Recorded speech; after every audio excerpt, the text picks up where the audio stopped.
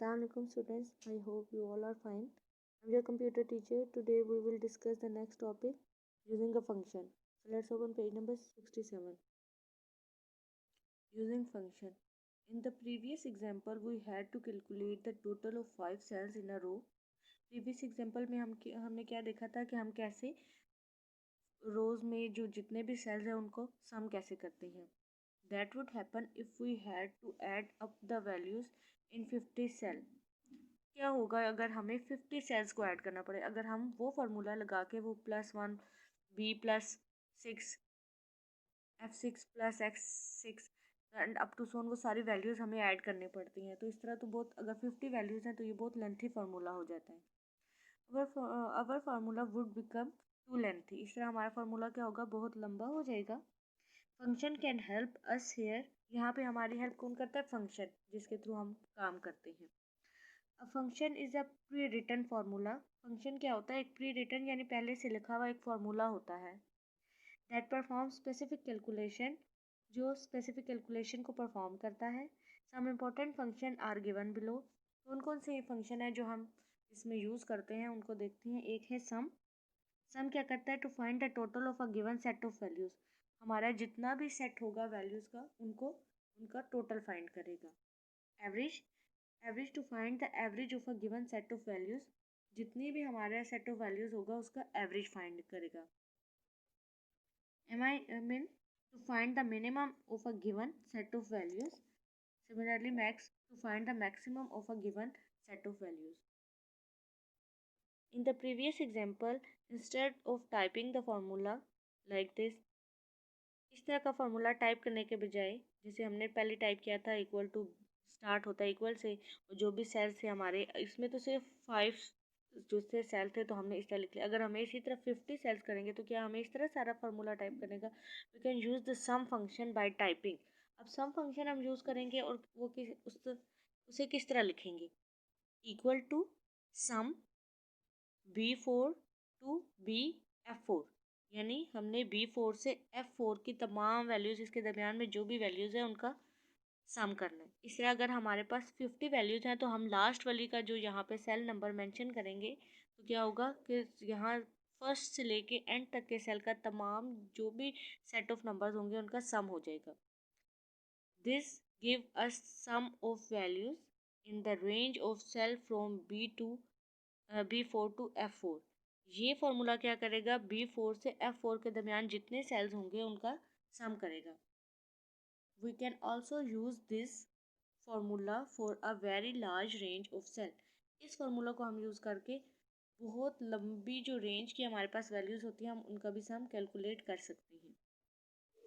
जैसे प्रैक्टिकली देखें, जैसे हमने टोटल करना था इन 4 वैल्यूज़ का तो हम क्या करते थे कि यहाँ पे फार्मूला बाद में जाकर हम सारा फार्मूला टाइप करते थे. अब हम जस्ट क्या करेंगे, हम इस सेल को लिखेंगे और इस पे यहाँ हम लिखेंगे इक्वल सम. सम लिखा, यहाँ पे क्या आ गया, नंबर 1. नंबर 1 मीन के स्टार्टिंग पॉइंट जहाँ से हमने स्टार्ट करना है. हमारा स्टार्टिंग पॉइंट क्या है, ई के कॉलम में हमारी कौन सी रो में है ये वैल्यू, 6 में. E6 से हमने स्टार्ट करना है तो मैं लिखूँगी E6. देखिए जैसे ही मैंने E6 लिखा तो उसने इस वैल्यू को क्या कर लिया, सिलेक्ट कर लिया. और हमने कहाँ तक इसका टोटल फाइंड करना है, हमारी लास्ट वैल्यू कौन सी सेल की है, साइंस ग्रेड जो है H6 में. यहाँ मैं लिखूँगी H6. उसके बाद ब्रैकेट क्लोज कर दूँगी. जैसे मैं इंटर प्रेस करूँगी तो ये देखिए इसका सम आ गया है. अब मैंने जस्ट क्या करना है, इस सेल में क्लिक करके यहाँ ये साइन लाना है जिसे कहते हैं ऑटोफिल हैंडल. इसको सब जस्ट सिर्फ ड्रैग करना है लास्ट स्टूडेंट तक और ये सबका सम कैलकुलेट हो गया.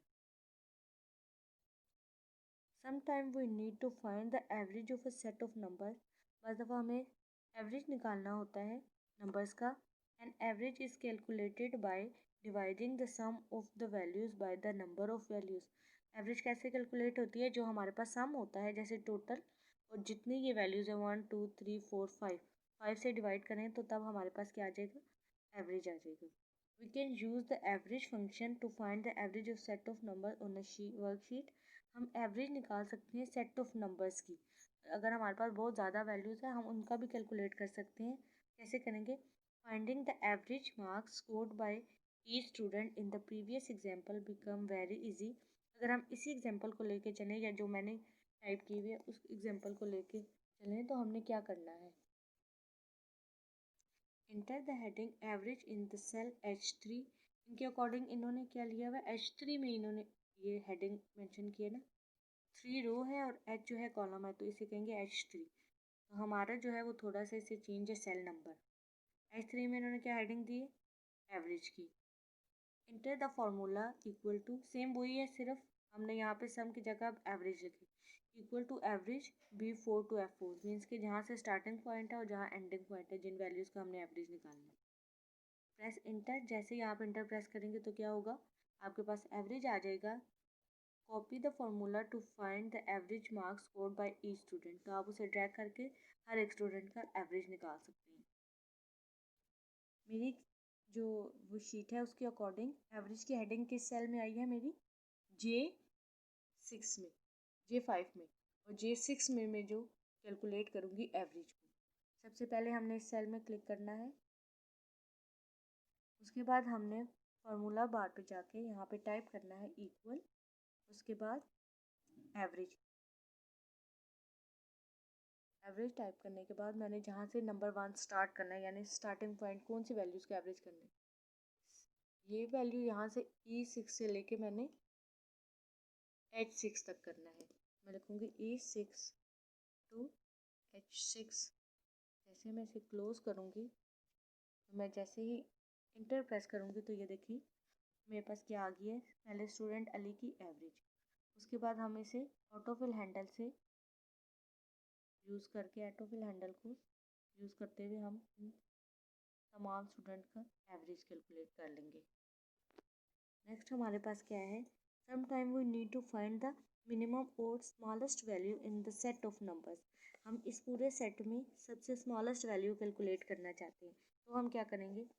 We can use the MIN function like minimum function to find the minimum marks scored by the student in the previous example। Means कि हम इस पूरी रेंज में स्टूडेंट के मिनिमम मार्क्स देखना चाहेंगे कि वो कौन सा सब्जेक्ट है जिसमें उसने बहुत कम मार्क्स लिए हैं। Enter the heading minimum marks in the cell I3। यानी आपने I3 में, ये जैसे इन्होंने नीचे बताया हुआ है कि I3 में आपने यहाँ पे हेडिंग क्या देनी है? मिनिमम मार्क्स की।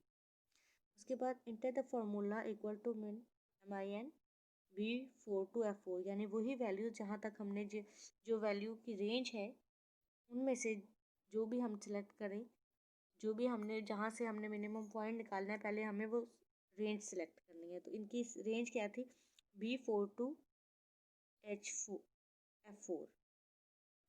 ठीक है। उसके बाद enter the formula equal to this in the cell 4 I4। Press enter. आपने इंटर प्रेस करना है।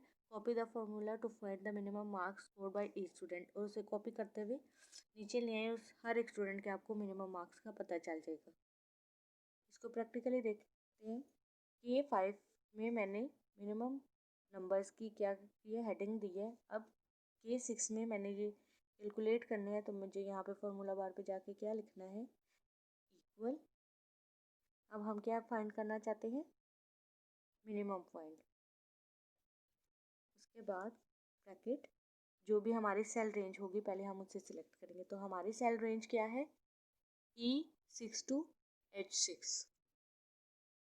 E6 to H6 जैसे ही मैं अब इंटर प्रेस करूँगी तो ये देखिए मिनिमम मार्क्स यहाँ पे क्या आए हैं? 60। मैं आपको ये दिखा देती हूँ। ये देखिए एक में 66 है इंग्लिश में, मैथ्स में 65, कंप्यूटर में 65, साइंस में 60। तो ये सबसे कम 60 मार्क्स थे, तो वहाँ उसने लिख दिया 60। ये इस रेंज में सबसे कम मार्क्स हैं। अब इसी को ऑटोफिल हैंडल को यूज़ करते हुए हम सारी वैल्यूज़ का मिनिमम जो है कैलकुलेट कर लेंगे। सेम इसी फार्मूला को यूज़ करते हुए आप मैक्सिमम नंबर भी फाइंड कर सकते हैं। जैसे आप यहाँ जाएंगे, आपने यहाँ पे सिर्फ जस्ट मैक्सिमम टाइप करना है इक्वल के बाद,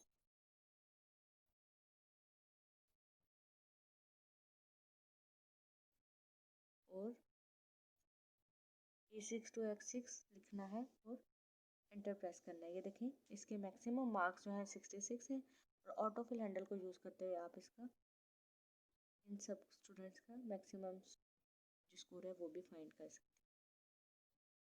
Sometimes we also need to find the maximum or largest value in the set of numbers. We can use the max function to find the maximum marks scored by the student. Max function को use करते हुए हम maximum marks को calculate कर सकते हैं। Enter the heading maximum marks in a cell J3. आपने J3 में मेरे अकॉर्डिंग मेरा सेल जो चेंज था, इन्होंने J3 रो में क्या लिखा, maximum marks. Enter the formula equal to max b4 to f4 in the cell J4. Press enter. Formula enter करने के बाद इन्होंने जस्ट इंटर प्रेस किया। Copy the formula to find the maximum marks scored by each student.